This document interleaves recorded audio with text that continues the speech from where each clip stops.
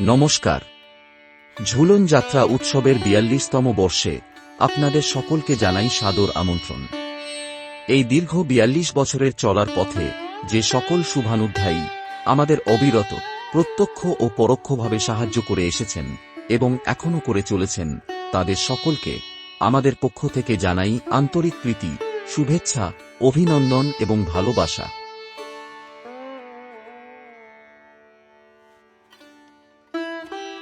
কথায় আছে, যোগাযোগের সবচেয়ে গুরুত্বপূর্ণ বিষয় হল যা বলা হয়নি তা শোনা। পায়রার গায়ে চিঠি বেঁধে পাঠানো থেকে শুরু করে জটিল মহাকাশ বার্তা ব্যবস্থার উদ্ভব, মানবজাতির ইতিহাস আসলে এক প্রকার যোগাযোগেরই ইতিহাস। কিন্তু প্রায় যেটা উপেক্ষিত থাকে তা হল যোগাযোগের নিয়ম ও পদ্ধতি, অর্থাৎ কি বলা হচ্ছে তা নয়, বরং কিভাবে বলা হচ্ছে তা নির্ধারণ করে এমন প্রকাশ্য ও গোপন নিয়মাবলী। কিভাবে প্রাচীন যুগ থেকে শুরু করে আধুনিক মহাকাশ যোগাযোগ পর্যন্ত এই নিয়মগুলোর বিবর্তন ও বিবর্ধন ঘটেছে, তার একটা সংক্ষিপ্ত ধারণা দেবার প্রচেষ্টা থেকেই আমাদের ঝুলন যাত্রা উৎসবের এই বছরের বিনম্র নিবেদন। দূরের বার্তা, দি কোড অফ কন্ট্যাক্ট। ভাষ্যপাঠ ভাস্কর। মূল ভাবনা, নির্মাণ, মঞ্চসজ্জা, আলোকসজ্জা এবং পরিচালনা মহাপ্রসাদ দত্ত।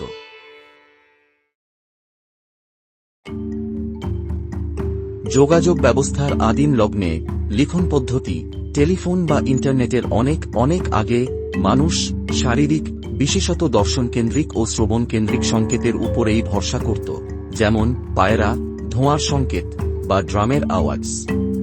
তবে এসব ব্যবস্থার কিছু অলিখিত নিয়ম ছিল, যেমন নির্দিষ্ট সংখ্যক ড্রাম বাজানো, নির্দিষ্ট ধোঁয়ার প্যাটার্ন বা প্রশিক্ষিত পায়রার চেনা পথ।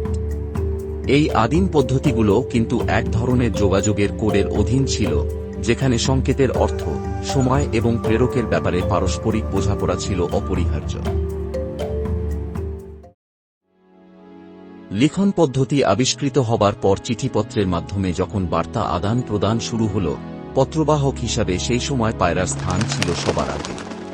পায়রার পায়ে বা গলায় চিঠি বেঁধে উড়িয়ে দেওয়া হতো প্রাপকের বিশেষ কোনো সংকেত চিনিয়ে দিয়ে, আর পায়রাটি ঠিক পৌঁছে যেত সঠিক ঠিকানায়। পরবর্তীকালে যখন ঘোড়াকে যাতায়াতের কাজে ব্যবহার করা শুরু হল, তখন ঘোড়ার পিঠে চড়ে পত্রবাহক যেতেন দূরের বার্তা পৌঁছে দিতে। প্রাচীন মিশর, পারস্য, চীন ও রোমে সংগঠিত কুরিয়ার ব্যবস্থার সূচনা হয়। বাইজেন্টাইন প্রভাবিত ইসলামী সাম্রাজ্যে বারিড এবং ইনকাদের রিলে ডাক ব্যবস্থা মধ্যযুগে উন্নত যোগাযোগ নিশ্চিত করে। ইউরোপে থার্ন ও ট্যাক্সি পরিবার আধুনিক ডাক ব্যবস্থার ভিত্তি গড়ে তোলে। 1840 সালে স্যার রোল্যান্ড হিলের uniform penny post prepaid stamp চালু করে ডাককে সাশ্রয়ী করে তোলে। 1874 সালে গঠিত ইউপিইউ আন্তর্জাতিক ডাক নেটওয়ার্ক তৈরি করে। ভারত 1876 সালে এতে যোগ দেয়। রেল, মোটরগাড়ি ও বিমানের মাধ্যমে ডাক ব্যবস্থা বিশ্বজনীন ও দ্রুত হয়ে ওঠে।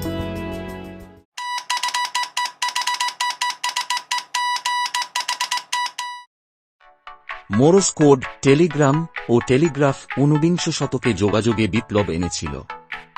স্যামুয়েল মোরস ও অ্যালফ্রেড ভেইল ডট ও ড্যাশ সংকেত ভিত্তিক মোরস কোড উদ্ভাবন করেন, যা বৈদ্যুতিক তরঙ্গে তথ্য পাঠাতে ব্যবহৃত হতো টেলিগ্রাফের মাধ্যমে। এই যন্ত্র অতি দ্রুত বার্তা পাঠাত দূর দূরান্তে।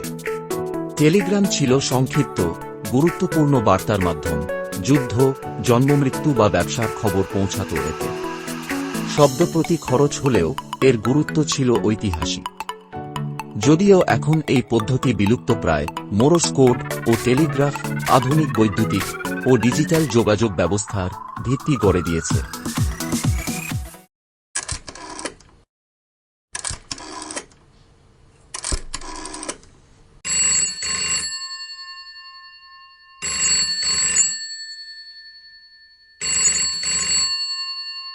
Hello.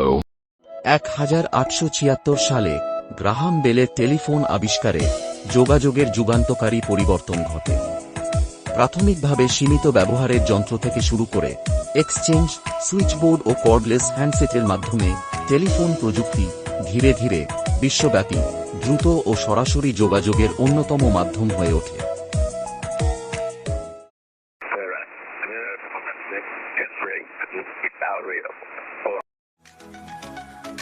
রেডিও যোগাযোগ বেতার প্রযুক্তির মাধ্যমে দূরত্ব অতিক্রম করে তথ্য আদান প্রদান করে।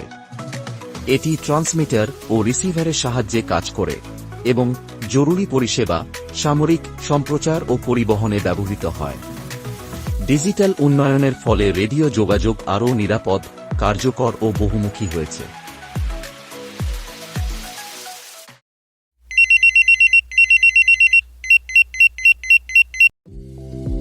মোবাইল ফোনের আগমনের আগে পেজার ছিল সংক্ষিপ্ত বার্তা গ্রহণের জনপ্রিয় মাধ্যম, বিশেষ করে জরুরি পরিষেবা ও চিকিৎসকদের মধ্যে। একমুখী ও পরে দুইমুখী সংস্করণে বার্তা আদান প্রদান হতো। আজও কিছু গুরুত্বপূর্ণ ক্ষেত্র যেমন হাসপাতাল ও জরুরি পরিষেবায় পেজার নির্ভরযোগ্যতার কারণে ব্যবহৃত হয়।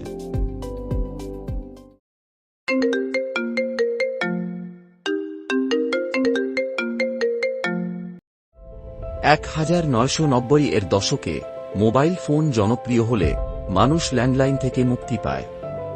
2007 সালে আইফোনের মাধ্যমে টেলিফোন বহুমাত্রিক মাধ্যম হয়ে ওঠে, টেক্সট, ভিডিও, ইন্টারনেট ও অ্যাপ সহ। আজকের স্মার্টফোন সামাজিক, পেশাগত ও দৈনন্দিন জীবনের অপরিহার্য প্রযুক্তি, যা টেলিফোনের এক বিপ্লবাত্মক যাত্রার ফল। ইন্টারনেট যোগাযোগ বিভিন্ন প্রোটোকল ও কোডের মাধ্যমে নিরাপদ ও কার্যকর হয়।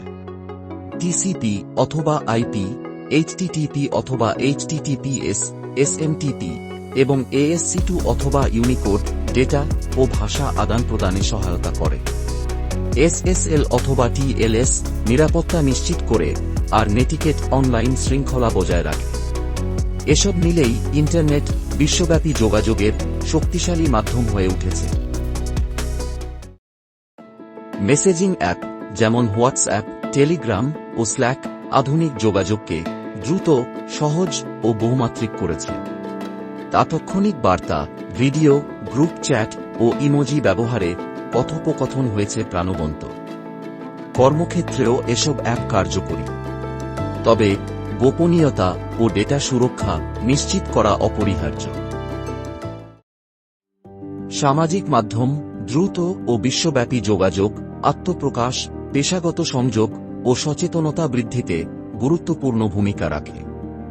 ফেসবুক, টুইটার ও লিঙ্কডইন যেমন সুযোগ তৈরি করেছে, তেমনি মিথ্যা তথ্য ও হয়রানির মতো চ্যালেঞ্জও এনেছে। দায়িত্বশীল ব্যবহারই সামাজিক মাধ্যমকে ইতিবাচক ও কার্যকর রাখার চাবিকাঠি। উন্নত প্রযুক্তির ফলে ভিডিও যোগাযোগ, রিয়েল টাইমে ছবি ও শব্দ আদান প্রদান সম্ভব হয়েছে। ক্যামেরা ও মাইক্রোফোনের মাধ্যমে সংকেত সংগ্রহ, সংকোচন ও প্রেরণ হয় ওয়েব-RTC বা SIP প্রোটোকলের মাধ্যমে। 4G অথবা 5G ও ক্লাউডে AI প্রযুক্তি ভিডিও মান উন্নত করে, যা জুম ও গুগল মিটের মতো প্ল্যাটফর্মে ব্যবহৃত হয়। উপগ্রহ যোগাযোগ কৃত্রিম উপগ্রহের মাধ্যমে বিশ্বব্যাপী তথ্য আদান প্রদান নিশ্চিত করে। এটি টেলিযোগাযোগ, ইন্টারনেট সম্প্রচার ও নেভিগেশনে ব্যবহৃত হয়। ভূস্থির, মধ্যম ও নিম্ন কক্ষপথ উপগ্রহ বিভিন্ন কাজে ব্যবহৃত হয়। এই প্রযুক্তি দুর্যোগ মোকাবিলা ও প্রত্যন্ত অঞ্চলে সংযোগ স্থাপনেও গুরুত্বপূর্ণ ভূমিকা রাখে।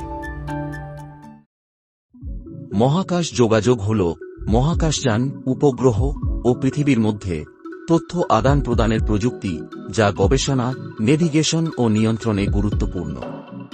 রেডিও তরঙ্গ ও রিলে উপগ্রহের মাধ্যমে ডেটা, ছবি ও কমান্ড পাঠানো হয়।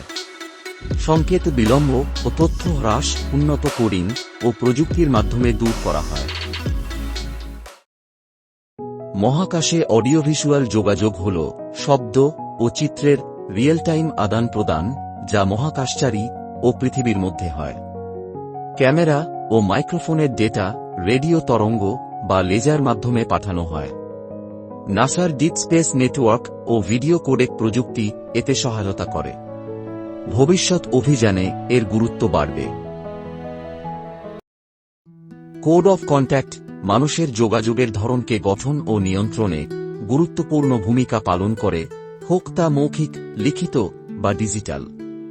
প্রযুক্তির উন্নতির সঙ্গে সঙ্গে এই কোডগুলোকেও নতুন বাস্তবতার সঙ্গে খাপ খাইয়ে নিতে হবে, যাতে বিশ্বজনীন ও জটিল যোগাযোগে স্পষ্টতা, সম্মান ও নিরাপত্তা বজায় থাকে।